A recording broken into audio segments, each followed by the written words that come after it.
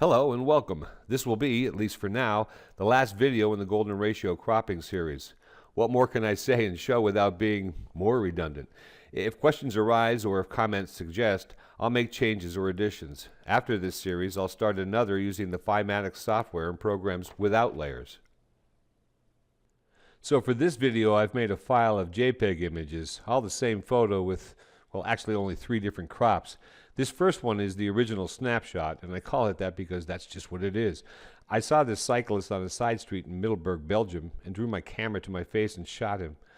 I immediately liked the curve of the cobblestones and the lines of buildings, doors, and windows. Many may suggest changing the sky to add some needed interest in this gloomy day. To me, that's just the way it was, and the end result wouldn't be worth the effort. Although not of good stock, this image adequately illustrates some uses of the golden overlays not previously discussed in this series. Here you can see how the golden spiral in the third position lines up with the original. Although the jackpot area is empty, I like how the spiral moves in the picture. I also like how the golden line, here shown in black, crosses the bike seat and how the triangles run through the parked bikes and through the cyclist. Adding the golden ratio from the top of the guy's head, we can see how it too lines up with the bike seat while keeping the cyclist and his shadow within the perimeter, showing a natural occurrence of the divine proportion inside the image. Again, here's the original. This was the first cropped attempt. It's actually the one in the online gallery of this day on my website. You can see I didn't spend too much time on it. I like how we can see the curve of the road ahead, but I don't like the 3 bikes in this line, and I wasn't fond of so much road behind the biker in either version. But if we try to horizontal crop, we lose the vertical energy, which is more of the main thrust of the image.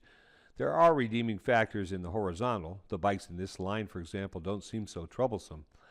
But maybe we're a bit too close to the cyclist with his hand down his pants. The loss of vertical momentum is too great to consider this the final solution. Not just yet. Here we see the first attempt to correct the timidity in the original.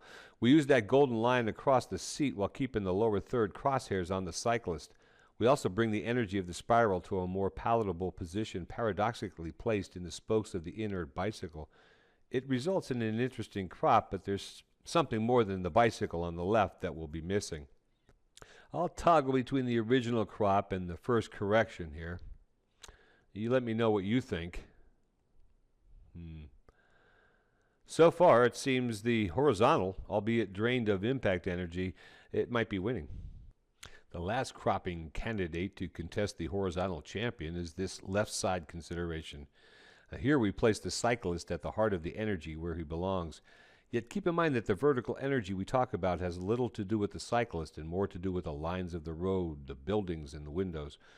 We lose the right bike this time. The most important part about that is going from 3 to 2, from odd to even, a no-no in consideration of another rule for keeping your viewers' eyes on your image. It doesn't seem to matter much whether the bike is on the left or on the right. His hand is down his pants in both versions. The image is really about the same in either photo, although I might favor the one with the bike on the right since the cyclist will eventually be moving left to right, and that's the way we Westerners write, right? I also like the right group of buildings better than the left group. As always, everything here is pretty much a matter of opinion, and I always welcome yours.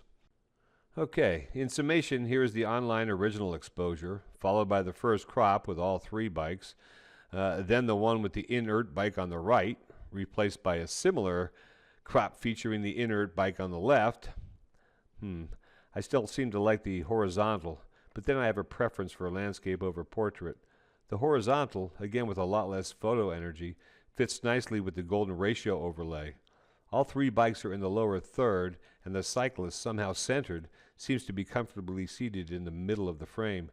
The golden triangles, reaching from the bottom, may help restore a sense of rising energy, but in conclusion, maybe I should have just replaced the sky in the original snapshot.